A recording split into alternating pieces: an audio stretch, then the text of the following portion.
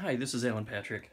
The fine people over at Ziege Games managed to hook me up with a copy of Tomb of Annihilation recently, and it's the board game version. Let's open it up, see what we got inside. Holidays are coming, so holy cow, that's heavy. If you've got gamers on your list, this may be a thing that you want to go for. I have the rest of the games in their system, the D&D Adventure System, and always been a really, really good deal. You get a bunch of minis, you get tiles, all sorts of things. If you're a Neverwinter gamer, it actually has a code for online redemption. Whether you play the PC version or you play in a console, it'll take care of you.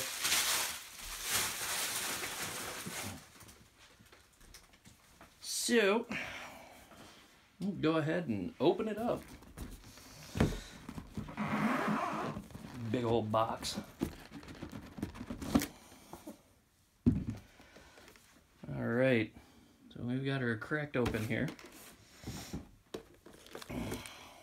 Got a bag full of stuff. Let's see what's in our bag full of stuff.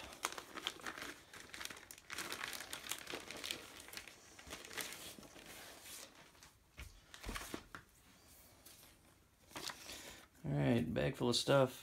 Rock, Paper, Wizard, Assault of the Giants board game advertisement. There's the adventure book and the rule book. As you can see, these are pretty easy. The rule book has got all of 15 pages in it, and that's including the extra character cards. The adventure book, don't let it fool you. With 16 pages of content, 15 pages of content this time around, this is going to be a whole lot of play. Oh, cool. Now they started including a reference sheet for the monsters that you get inside the box. They never used to do that. Big ol' stack of cards. The Adventure System games are a card-driven... they use a bunch of card-driven mechanics. So if you get an effect that says flip over a trap, you may get the murderous mural like it shows here, and you run down the effects. But for this, you've got trap deck, you've got treasures, you've got monsters. Monsters are very easy. You don't need a monster manual or DMG or anything. Here we have the warded skeleton. If it's within one tile of a hero, it moves adjacent to the hero with the lowest armor class, within one tile, and attacks twice with its swords. There's how the sword works. Otherwise, it moves one tile towards the closest hero. It's got special ability. Very simple, unlike a traditional D&D game. This whole thing is managed by a single D20, so there's not a whole lot of mechanics that you've gotta know. It's very good for casual gamers.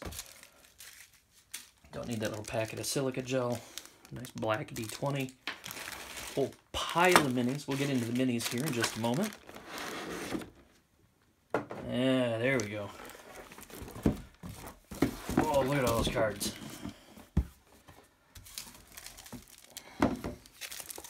So, Tomb of Annihilation. Look at these are your characters here.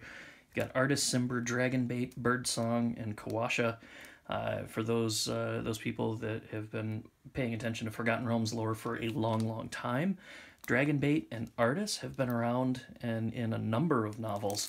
We actually see them pop back up inside the hardcover adventure for Tomb of Annihilation. It's an interesting addition. It's good to see classic faces come back. Let me pop this back and get in there. A whole bunch of cards there. And we got minis. Everyone likes minis.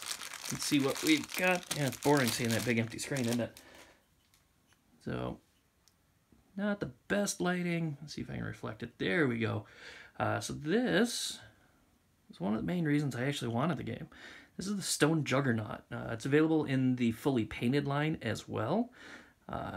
But if you can see the relief here, there's some skulls stretched across. It looks basically like a giant steamroller, which would be quite terrifying if you find it in a dungeon, I would imagine. We'll move this out of the way. And we've got our heroes. Our Kakra. We've got Artist Simber. Comes with his bow. Here's Kawasha. Oh, there's Kawasha. Dragon bait. All sorts of stuff. Got a couple of large base figures here. We've got the Gorallon, which is a multi-armed kind of dire ape-looking thing. As I wrestle out the last one here, the giant four-armed gargoyle. Now, those of you that have played through Tomb of Horrors, you may have flashbacks when that thing hits the board. It is pretty terrifying. Tomb of Horrors, of course, the old classic adventure. There are some links between Tomb of Horrors and what we have with Tomb of Annihilation. It's not much of a spoiler. It's kind of spelled out real early. The Terrafolk, which are sort of like pteranodons mixed with humans. Get a couple of those in there.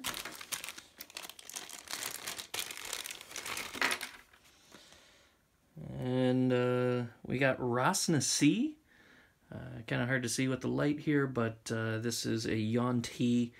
He's a snake from the waist down, and like a sorcerer after that. We've got one of my favorites from the season, this little tiny guy here. He is the Vegapygmy Chief.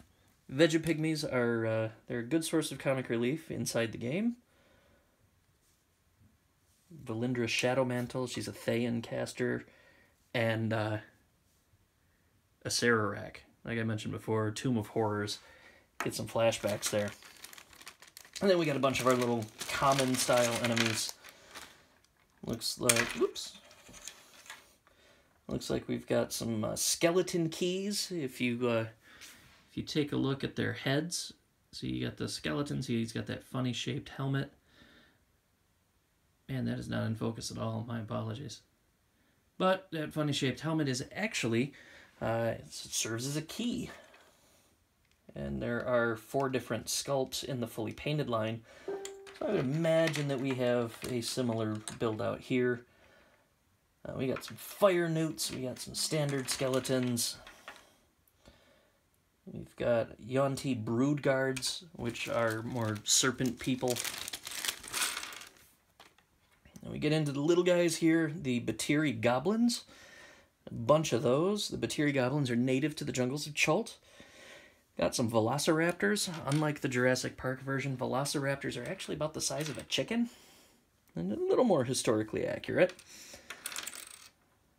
And the Zorbo. The Zorbo, kind of hard to make out all the details here. Quick Google search will tell you exactly what a Zorbo is, but well, they can be sort of frightening in a combat encounter, but they basically look like armored, slightly spell-resistant koala bears. They make for an interesting player encounter. People don't generally know what to make of them, and it's quite memorable. So yeah, that is everything you get inside Tomb of Annihilation. In addition to all the character cards, if you flip over, you can see that you've got different dungeon layouts. And the way this works is everybody gets a turn, everybody flips over a dungeon tile, one person at a time, and you build the dungeon out as you go. So it's a different playthrough on each sequential run. So you can run the same adventure 4 times in a row and have a completely different experience. The good news, on top of that, is not only is the play refreshing every time you go back through, you can also mix these with every previous Adventure System game. Tomb of Annihilation is the brand new one, but there are several before it. You've got Elemental Evil was the most recent. It came out maybe a year or so ago, a little bit longer perhaps. You've got Wrath of a Shardalon for Big Red Dragon. You've got Castle Ravenloft, and then you have the Legend of Drizzt. So if you're familiar with D&D lore, Legend of Drizzt is going to have everything you expect. It's going to, it'll have trolls and Bruenor, and it'll have references to Regis, and you've of course got Drizzt and Catti-brie, and you get into Castle Ravenloft, and that's just full of terror. There's a whole bunch of cool stuff in there, and I wish people the best, but I do highly recommend them. They all run about $60 a shot. They are well worth the amount of money. That said, go to your local game shop and pick one up. These are great gifts for people, even if they don't know what Dungeons & Dragons is, even if they haven't expressed a whole lot of interest. I do really recommend them. that's how I got my wife into gaming. So thanks for watching, and hopefully this helps.